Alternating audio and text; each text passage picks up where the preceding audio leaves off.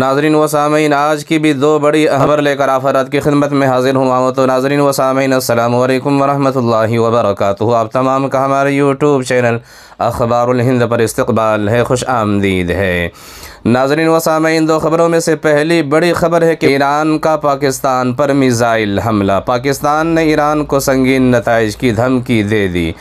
Iran ने पाकिस्तान की फ़िज़ाई हदूद की खिलाफ वर्जी की है। ईरानी मिज़ाइल हमले में 2 बच्चे शहीद।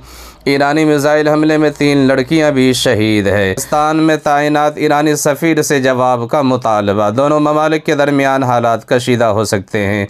याद रहे कि ईरान ने पाकिस्तान पर मिज़ाइलों से हमला करके मुस्लिह तंजीम जैशुल अदल को नुकसान पहुँचाने का दावा किया है। तो इन सामीन, आपको बताता चलूँ कि ईरान ने इराक़ पर भी हमला किया था, जिसके बारे में इराक़ ने सलामती कौंसिल में शिकायत दर्ज कराई है। इस दरमियान चीनी वज़ारत ख़ारजा के तर्जमान माओ निंग ने कहा है कि हम दोनों फ़रीक़ों से तहम्मुल का मुज़ाहिरा करने, कशीदगी में इजाफ़े का बाइस बनने वाले इक़दामात से गुरेज़ करने और अमन व इस्तेहकाम को बरकरार रखने के लिए मिलकर काम करने का मुतालबा करते हैं।